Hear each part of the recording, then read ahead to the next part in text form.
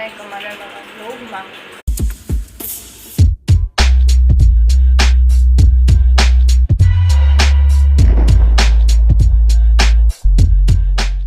તો હું એડિટિંગ કરવા ફોન લઈ અને કામ કરીને ફ્રેશ થઈ ગઈ એટલે મેં કીધું એડિટિંગ કરી નાખું. હમણાં બ્લોગની ક્લિપો લેવાતી નથી ને એટલે એક દિવસ 2 દિવસના ભેગા બ્લોગ કરી મૂકી.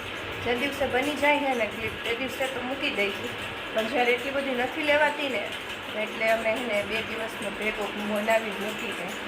અને જમવામાં આજે બનાવવાના છે દૂધીના મુઠિયા, કારણ કે પપ્પા ઘરે છે, પપ્પાની તબિયત થોડી નથી સારી એટલે મને ઉનાળો છે ને તો શાક રોટલી બહુ ભાવે નહીં, જમવાનું ખાસું હાલે નહીં.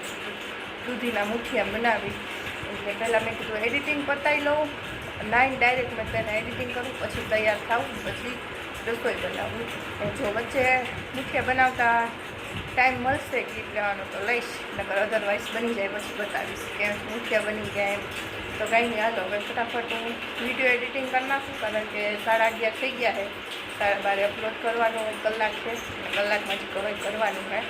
નહીં નહીં, હાલો હવે પહેલાં હું ફટાફટ એડિટિંગ કરી નાખું. જો દૂધીના ઢોકળા બની ગયા અને છાશ. યમી શું ખાય હે? હે તારું બબલ ક્યાં હે? બબલ ને ભેગું લઈને જમવા બેઠી? જમાડું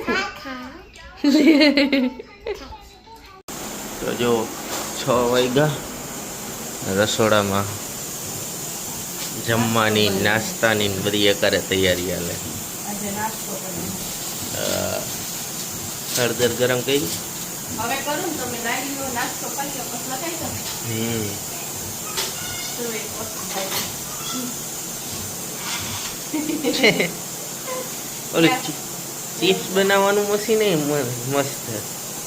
એમાં ચિપ્સ ખાય? હા મેં કાઢ્યું છે પણ નીચે લઈ આવતા ભૂલી ગઈ. 2 બ્લેડ છે એમાં.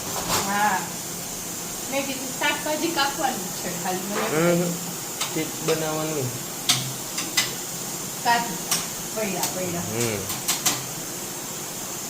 તો કાંઈ નહીં, હાલો હવે એને નાસ્તો બનાવી લાગ્યો. ટિફિનમાં આજે આપણું ફેવરિટ છે રાજમા ચાવલ.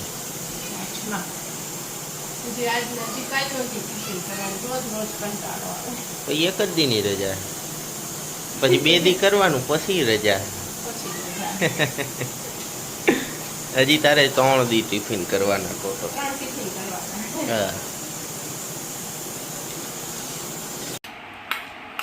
રોજ આજે જમવામાં છે રાજમા, ડુંગળી, છાશ, ભાત અને આમી ચોરે છે. મમ્મી બાર ગઈતી હે તો મારું બબા તૂટી ગયું હે. ભલે લે. તો જો જમીને ફ્રી થઈ ગયા અને ઉપર આવ્યા. હવે ઉપર આવીને એક કામ કાઢ્યું છે, કારણ કે જવાનું છે અમારા હયુભાઈના બર્થડેમાં. એટલે હજી તો વાર છે 3-4 દિવસની, પણ આજે શુક્રવાર અને કાલે શનિવાર, એટલે જે કાલનો દિવસ જ છે. પરમ દિવસે રવિવારે બધાય ઘરે હોય, પપ્પા મિહિર, એટલે ઉઠવાનું બધું લેટ હોય, કામમાં લેટ થઈ જાય, એટલે રવિવારે તો કાંઈ ટાઈમ મળે નહીં એટલો બધો. પછી મિહિરના કપડામાં ઇસ્ત્રી હોય, અમુક મારા કપડાં એવા હોય તો એમાં ઇસ્ત્રી કરવાની હોય.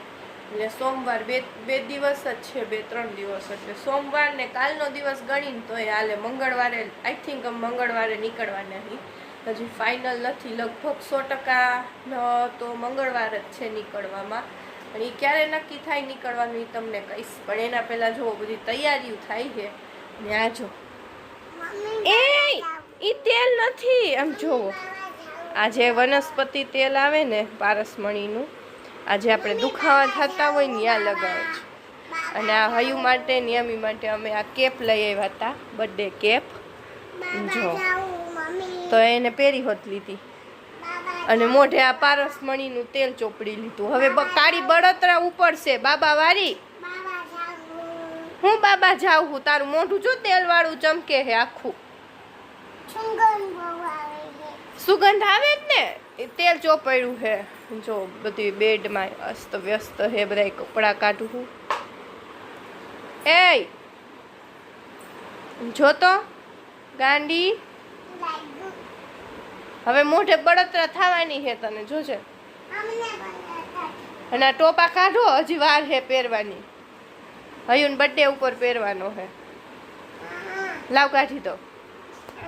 તો કાંઈ નહીં, હાલો હવે કપડાં ને એવું બધું થોડું થોડું ભરી કાઢી લઉં. ને પછી ઇસ્ત્રી મારવાની અલગ કરી, ન મારવાની હોય ઠેલામાં ભરીને મૂકી દઈએ એટલે એક કામ પતે. ને હવે આ બેનને મોઢું મોઢું ધોઈ તો આ પારસમણી તેલ દુખતું હોય અહીંયા એટલી બળતરા થાય છે તો આને વગર દુખાવે મોઢે ચોપડી લીધું એટલે હવે એને ફટાફટ મોઢું ધોઈ દઉં. તો બ્લોગનો એન્ડ અહીંયા જ કરી નાખીએ. આઈ હોપ કે તમને આજનો અમારો બ્લોગ ગમ્યો હોય તો લાઈક કરી દેજો, શેર કરી દેજો અને હા સબસ્ક્રાઈબ કરવાનું ન ભૂલતા. મળીએ કાલના નવા બ્લોગ સાથે. ત્યાં સુધી બધાને bye bye. The next day. તો જો ઉઠીને નીચે આવી ગયો. વાગ્યા 11 ને પગમાં પોપટ પાડીને બેઠો. પરમ દિવસનું લાગ્યું હોય કાલે બહુ વધારે દુખતું. દવાખાને ગયો, એક્સરે પડાવવાનું કીધું શું છે અમને હવે કાંઈ ખબર છે નહીં. હવે રિપોર્ટ કરાવી આવી કંઈ ખબર પડે. અત્યારે તો પગનો એક્સરે પડાવવા જવાનો છે. જાય એક્સરે પડાવતા આવી અને આ બેનની ફરમાઈશ જોવો ચાલુ થઈ ગઈ. શું કહેશ તું અહીં આમી? શું કહેશ? હમણાં મને કહે મારે કંઈક ખાવું છે. અહીં આમી ચોકેટ ખાવી? હમણાં લેતો આવું. જો સરગવાનું શાક, પણ આપણે સરગવો મેં નથી લીધો, યમીએ લીધો છે. યમીને ભાવે, પણ ભાવે સરગવો. એ શું છે? શું છે સરગવો? કે તો ડ્રમસ્ટિક, ડમકમ, છાસ.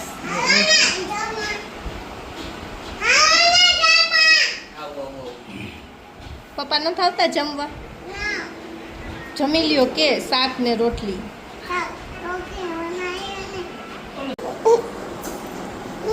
ઠંડુ હે?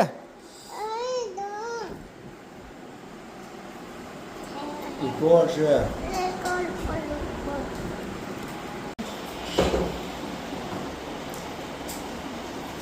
શું કરસ?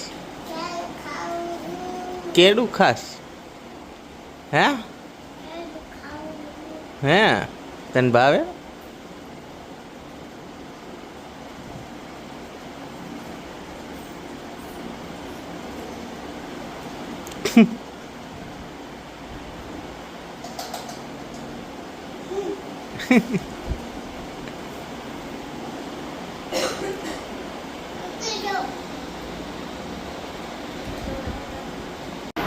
દવાખાનેથી તો સવારે નહીં બપોરે જ આવી ગયો. કંઈ ઉપર લાંબો ઘણો ગયો એટલે હવે સાંજે છે નીચે આવી પાછી કંઈ એક્સરે ને ઊંઘી કરાવ્યું તો ખરી. એક્સરેમાં કાંઈ આવ્યું છે ને હાડકામાં લઈ ગયું હોય ને એટલે બધું બહુ વધારે દુઃખી એવું બધું છે. આજે નાખતું તો એવું કાંઈ થયું નથી. અત્યારે સ્પ્રે લગાડ્યો. શું જો સ્પ્રે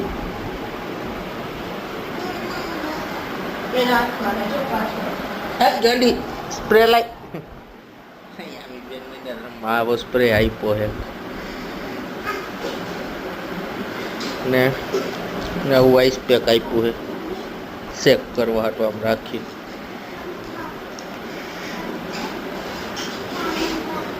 ચેક કરી હવા જેવું. તો જો આજે ટિફિનમાં ખાલી ભાખરી ને દહીં જ હતું એટલે કાંઈ ક્લિપ લીધી નથી ને ફટાફટની ભાખરી બનાવી નાખી. અને પપ્પા માટે બપોરનું શાક પડ્યું છે એટલે કે મને હાલશે એટલે એના માટે એક ભાખરી ને શાક પડ્યું છે. અને મારા મમ્મી યામી હાટું મગદાળની મસાલાવાળી ખીચડી બનાવવાની છે ખાલી. તો હવે વાગ્યા છે 7:30.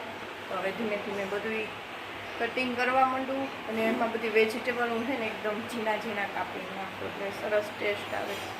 એટલે હવે ધીમે ધીમે બધું વેજીટેબલ કટ કરી નાખું. યામી બેન રમે છે બહાર, ત્યાં ખીચડી વઘારી નાખી. જો ખીચડી બની ગઈ, કેરી, છાશ.